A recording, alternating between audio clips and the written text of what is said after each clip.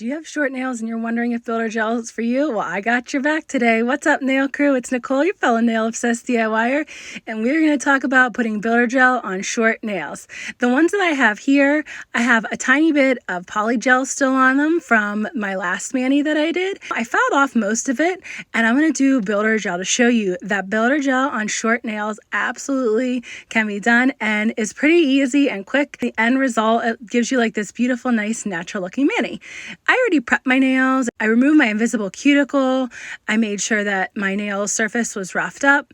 And I even swiped off my nails with some isopropyl alcohol before I'm doing my dehydrator and then primer. Whenever I'm using my HEMA-free primer from OG Dip Powder, I like to do 2 coats of it. And when you're doing primer, you really want to like etch it into your nails. When I first heard this, I was like, what the heck does that mean? I'm just swiping it on.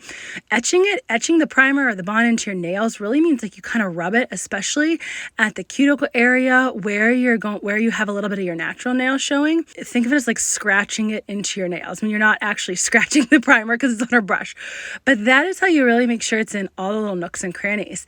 And for most people, you want to start with a layer of gel base and fully cure that, like a real thin one.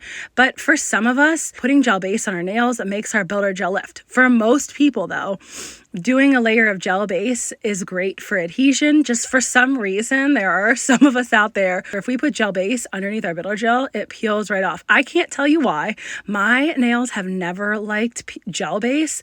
Even like the few times I got them done at the salon, they'd peel off within a couple days. My nails just have never liked gel base. So once I realized if I skip gel base altogether and just do builder gel directly onto my natural nails, I get like super long lasting results. I'll only get a tiny bit of lifting where I popped off a mani with peel base and like yanked it up too much, which I am really guilty of doing. The builder gel that I'm using today is called Kiss from a Rose from OG Dip Powder. It's this gorgeous like pink tinted. I know in the bottle it has like a purpley tint, but if you just do one layer, you're not going to get that major purpley color. You're just going to get a beautiful sheer pink color. If you do 2 to 3 layers of it, you absolutely are going to get that gorgeous like slightly purpled pink tint. And for this mani, I just did 1 layer of it. Since my nails are so short, I really didn't need 2 layers. Now that's something else that you want to think about. When you have really short nails, you do not need multiple layers of builder gel because they're short. You don't really need much of an apex. I like to flip my nails over for at least 10 seconds to let a little bit of a natural apex build, but you don't need like a massive apex as if your nails are really long, then you would need a much bigger apex. So you can see that like I just kind of go back and forth over the center of my nail with the builder gel a little bit and then flip it over before I flash cure. That's something else that's super, super helpful when you're doing builder gel is flash curing your nail for 10 seconds. I have my little bubble flash cure lamp. I'll make sure I leave everything in the description box for you guys. And when you're doing builder gel on short nails, long nails, whatever, you don't want to drag it down super hard. If you notice, like I'm kind of just floating the gel around, kind of swirling, very gently moving it around. I'm not pressing hard on my nail. If you press too hard on your nails when you're applying builder gel, you end up getting a ton of bubbles. And after all this hard work, like it's really frustrating. When I first started doing builder gel, I was getting so many air bubbles and getting so frustrated until I watched a bunch of videos and realized that they were just floating it. And then I forget who it was. It said like you float builder gel. And I'm like, oh my gosh, that's why I'm getting so many bubbles, is that I was just dragging the builder gel down really hard. Oh my gosh, I can't talk today. The other thing that I really like to do when I'm doing builder gel is I like to make sure I cap my tips with a little bit of builder gel. When I'm filing, this just makes sure that I get like a nice seal of my builder gel if I've just ever so slightly cap the edges. If you've been watching a lot of my videos, you know that I messed up my nails from doing full cover tips and taking them off a bunch of times. Now, I still love full cover tips, but what I was doing was I got a little obsessed. I got a little obsessed with applying them and taking them off because I wanted my application to be perfect. Like, I feel like I have builder gel down really well. I've been doing it for 2 years. I can file and shape it really nicely. And I was not not doing full cover extensions for that long, full cover tips. I was determined to get that down, make sure they looked really nice. So I kept like obsessively taking my tips off and redoing them and putting new ones on. And my nails took a beating because I was e-filing like the bejesus out of them. I was not going gentle with e-file. I was doing like everything that I tell friends not to do, like I tell you guys not to do. I was doing everything that I wasn't supposed to. So I stopped doing full covers for a while and I'm letting my natural nails grow. I did eventually extend them a little bit, but not much. I'm just really trying to, like, my natural nails now, I filmed this a couple weeks ago. My natural nails now are getting nice and long, which I'm so excited about. I haven't had my natural nails long in a while. Like, I've been doing extensions for, I don't know. I think the last time my nails were long was I maybe had them long on their own, like once in 2022. The rest of the time it was either builder gel extensions or full cover extension. So I'm excited to see like how long I can grow my own nails again. But anyways, back to, sorry, I get distracted when I'm talking about builder gel because I just really love it.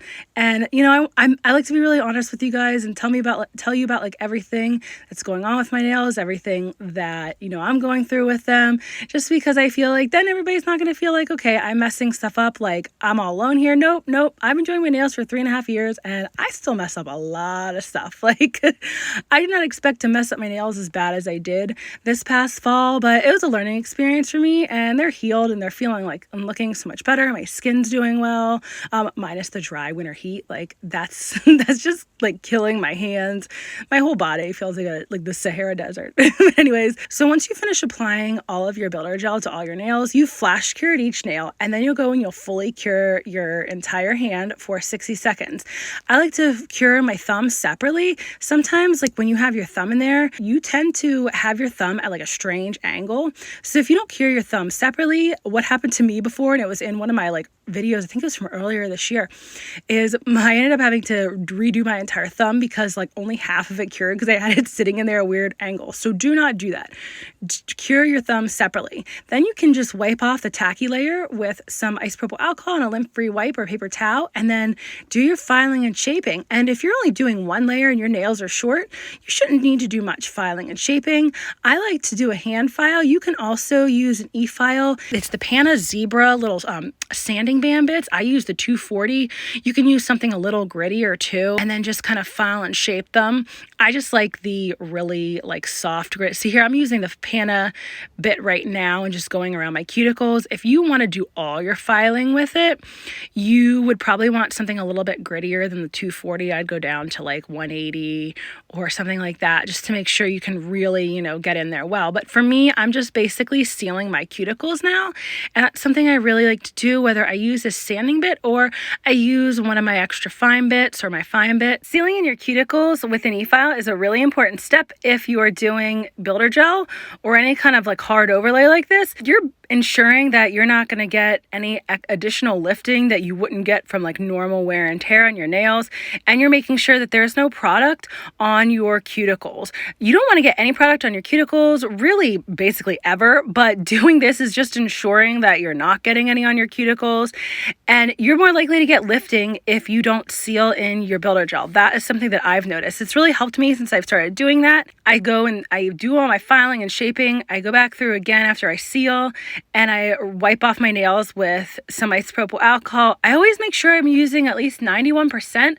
I don't remember where I saw this, I have to be honest, but it was a nail tech who said it somewhere online, and I was like, okay, if they're saying that you need to use at least 91% alcohol, I'm going to make sure I use at least that. They said that it dehydrates it better than like the lower percentages, so that's what I've just gone with. I actually go through then and use dehydrator. I use the OG's dehydrator and primer. This is a step that not everybody does, and that's okay. For me, I just notice that when I'm doing gel base and gel top over my builder gel nails, or if I decide to do some gel color, I notice it stays really well when I dehydrate and then prime them. I see a lot of people just go straight in with the gel base, but for me, who gets lifting really easily from gel base, for some reason, like gel base, like I've said many times. Gel base just does not like my hand. I don't know why. So I really like to make sure that I always use a layer of primer before I apply any kind of gel base. And I always do gel, well, not always. Most of the time I do a layer of gel base and gel top over my builder gel because I like to use peel base and then I do dip or I do gel. It's just been really great for somebody who likes to change their manis a lot. Peel base is going to be your friend. Peel base seriously has been like a lifesaver for me because it lets me do my nails much faster, and then I'm not always e-filing off because I don't like to have mine on for long. If I have to, I'll keep my nails on for like 2 to 3 weeks. For the most part, I don't like to keep them on for more than a week. Now, if you're somebody who's been a little nervous about using peel base, you're not sure if it's for you, you don't know if you're gonna like it or how to even apply it, especially if you want to try it over builder gel, you're comfortable with builder gel and you file off your manis, check out this next video on how to apply peel base over builder gel. Thanks for joining me today, nail crew.